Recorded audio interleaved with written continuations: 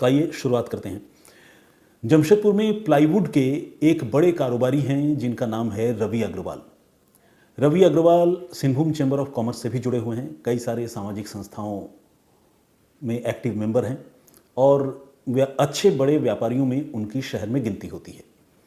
उनका जो प्लाईवुड का काम है, जो उनकी दुकान है या शोरूम है, वो जमशेदपुर में ही एक लोकेलिटी है जिसका नाम है सीताराम डेरा, उस इलाके में पड़ता है। तो आपको पता है कि झारखंड में लॉ एंड ऑर्डर को लेकर अक्सर समय समय पर बहुत सारे सवाल उठते रहे हैं। तो अभी कुछ दिन पहले रवि अग्रवाल के साथ भी एक ऐसी ही घटना हुई थी जिसको लेकर लॉ एंड ऑर्डर पर एक बहुत बड़ा सवालिया निशान लगा।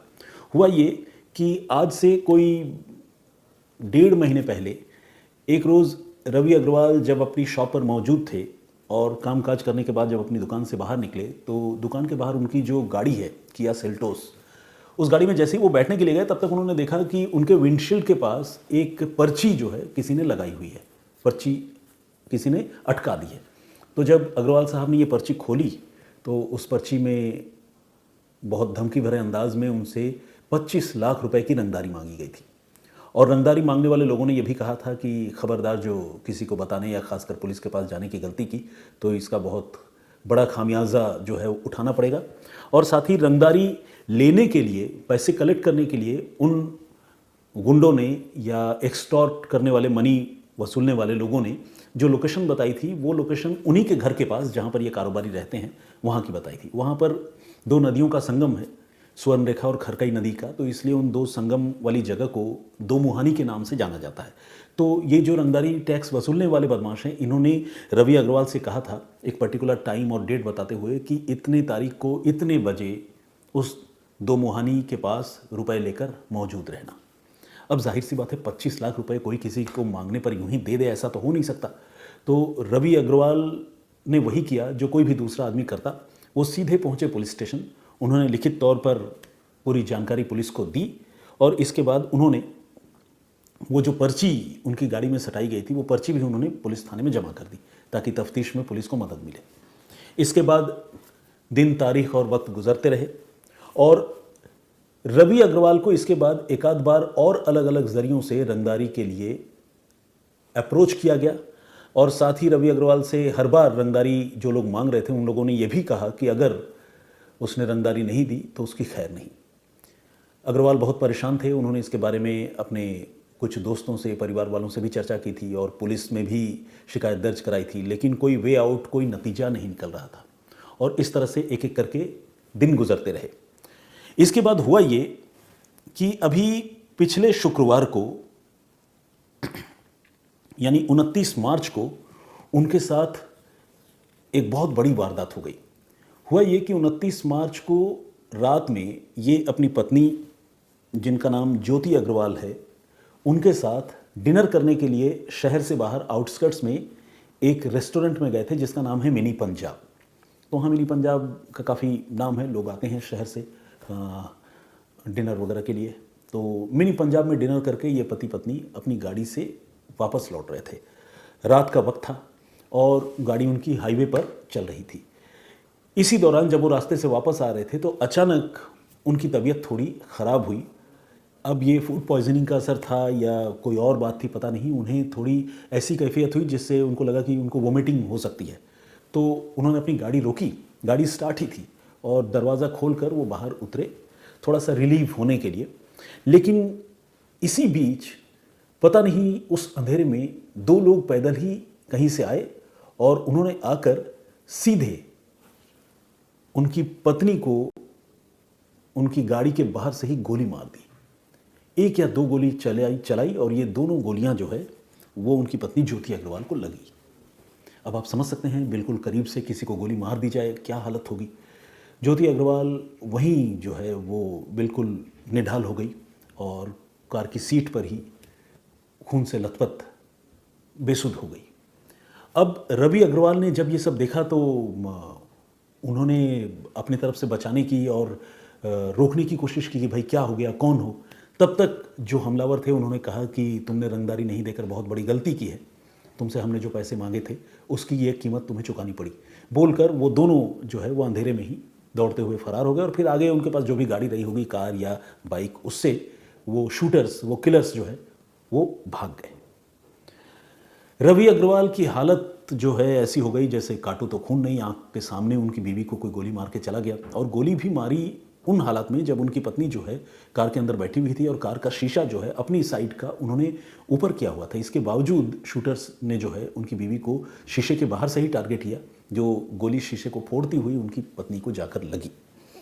अब फौरन वो अपनी पत्नी को लेकर उसी हाल में बुरी तरह से भागते हुए पहुंचे टाटा मेन हॉस्पिटल टीएमएच। और टीएमएच पहुंचे, डॉक्टरों ने अटेंड किया, लेकिन चूंकि वाइटल ऑर्गन को वो गोली जो है वो भेद चुकी थी, खराब कर चुकी थी, तो उनकी पत्नी ज्योति अग्रवाल को डॉक्टरों ने ब्रॉड डेड करार दिया, मुर्दा करार दिया। अब इसी के साथ पूरे शहर में बवाल मच गया। बवाल मचना लाजमी था, क्योंकि एक ऐसा कारोबारी जिसका शहर में नाम हो, जिसकी इज्जत हो, कई सारे सामाजिक संस्थाओं से जो जुड़ा हुआ हो, उसकी पत्नी को रंगदारी न देने पर कोई गोली मार दे, तो इससे ज़्यादा दुखद और तकलीफदेह बात और क्या हो सकती है।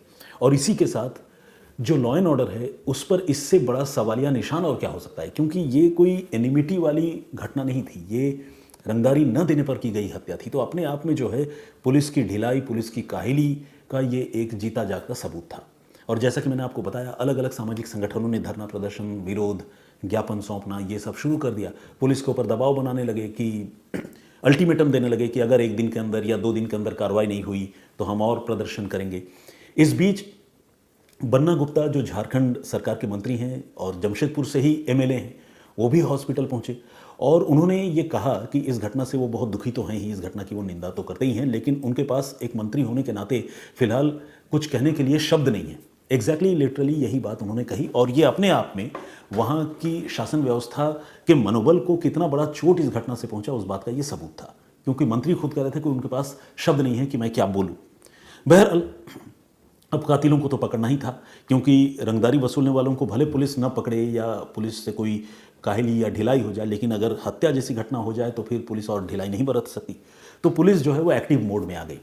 जो घटना हुई थी वो हाईवे पर हुई थी और वो जमशेदपुर शहर से बाहर है। एक वो जगह जो है एक दूसरे ज़िले में पड़ती है और उस ज़िले का नाम है सरायकेला खरसावां। तो सरायकेला खरसावां ज़िले की पुलिस, जो जमशेदपुर पुलिस से अलग है, उसने इस मामले की जांच शुरू की, क्योंकि वहाँ पर यह घटना हुई थी, गोली वहाँ पर चली थी। तो पुलिस ने जब छानबीन शुरू की तो पुलिस ने रवि अग्रवाल के बारे में पता लगाया कि भाई कहाँ रहते हैं, किन के साथ उठना बैठना है, कौन रंगदारी मांग रहा था, कब रिपोर्ट लिखवाई थी, क्या परिवार में कोई डिस्प्यूट था, सारी बात जानकारी जो है वो पुलिस जुटाने में लग जाती है। लेकिन अभी पुलिस इस मामले की तफ्तीश आगे बढ़ाती, तब तक रवि अग्रवाल के ससुर यानी उनकी जो पत्नी ज्योति अग्रवाल की हत्या हुई थी, उनके पिता पुलिस थाने पहुंचते हैं और वो आकर सीधे अपने ही दामाद पर अपनी बेटी के कत्ल का इल्ज़ाम लगाते हैं। और वो ये कहते हैं कि मेरी बेटी के साथ मेरे दामाद के रिश्ते अच्छे नहीं थे, अक्सर इन दोनों में लड़ाई हुआ करती थी और मेरे दामाद ने एक बार गैंगटॉक में भी मेरी बेटी की हत्या करने की कोशिश की थी, लेकिन वो नाकाम हो गया था। लेकिन चूंकि दोनों पति पत्नी थे, तलाक या अलगाव नहीं हुआ था, दोनों साथ रहते थे।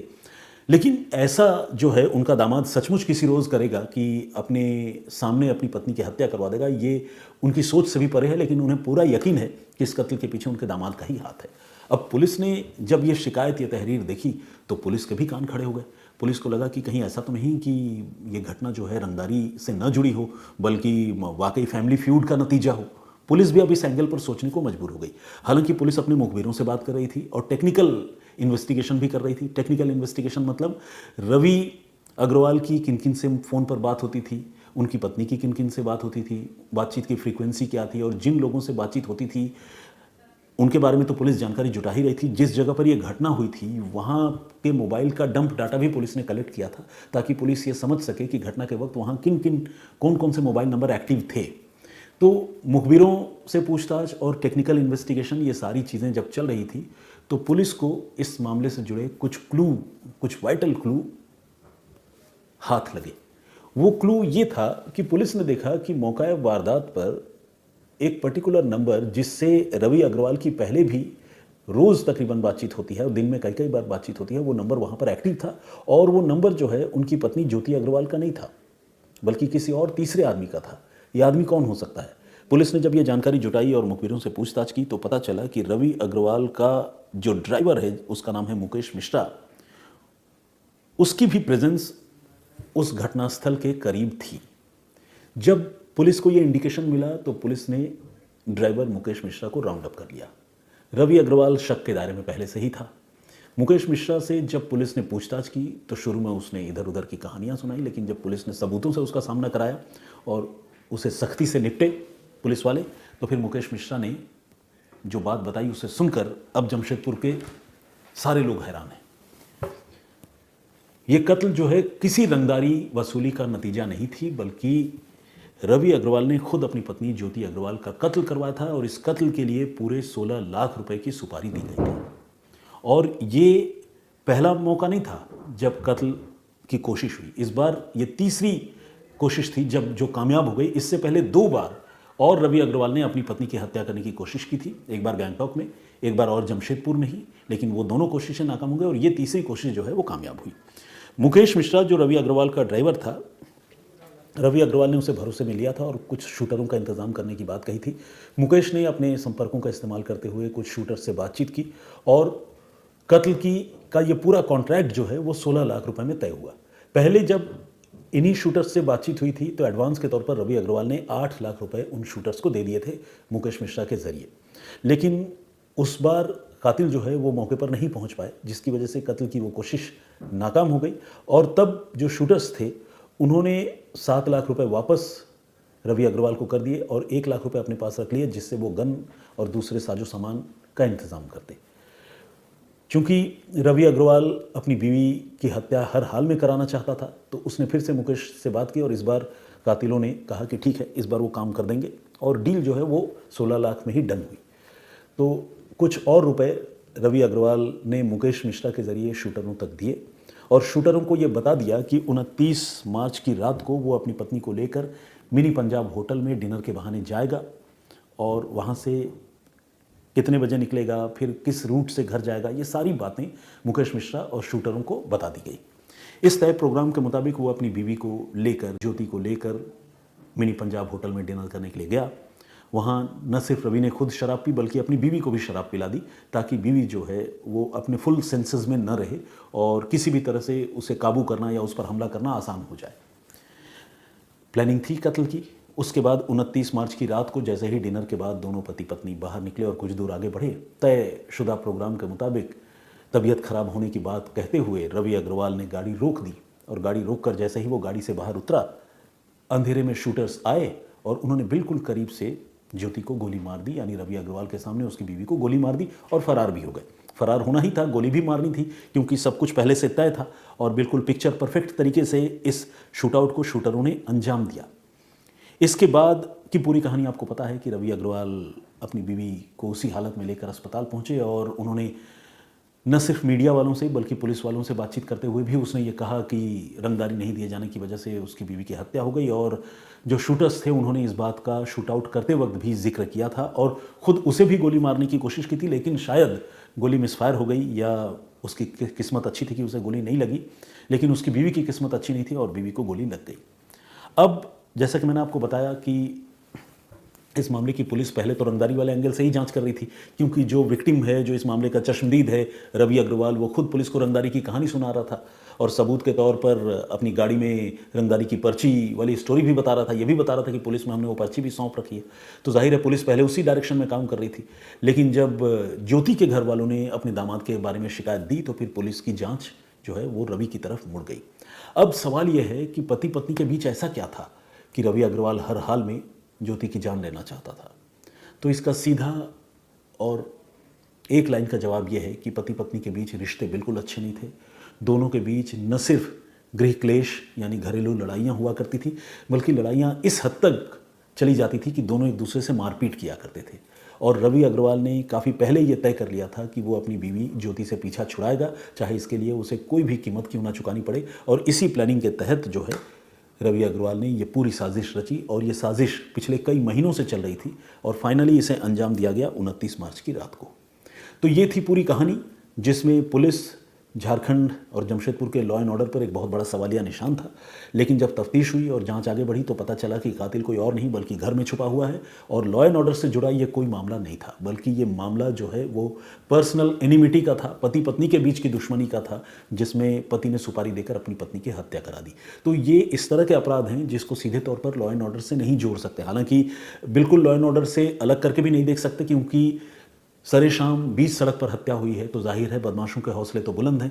लेकिन चूंकि सुपारी किलिंग जैसी अब घटना है, तो इसको पूरी तरह से एक तरह से देखा जाए तो लॉ एंड ऑर्डर से कनेक्ट नहीं भी कर सकते हैं, क्योंकि इस तरह के पर्सनल एनिमिटी के बारे में पुलिस को पता चल जाए ऐसा कोई मेथड नहीं होता। हाँ, पुलिस का खौफ बदमाशों में इतना होना चाहिए कि वो पूरे इलाके में ऑपरेट करने से पहले 100 बार सोचें। लेकिन हाँ, रंगदारी वसूली जैसी कोई बात इस मामले में नहीं थी, जो पुलिस की तफ्तीश में साफ हो गई, क्लियर हो गई। तो आज की कहानी यहीं तक। इस कहानी पर आप लोगों की राय क्या है, क्या सोचते हैं, प्लीज़ कमेंट करके ज़रूर बताइएगा।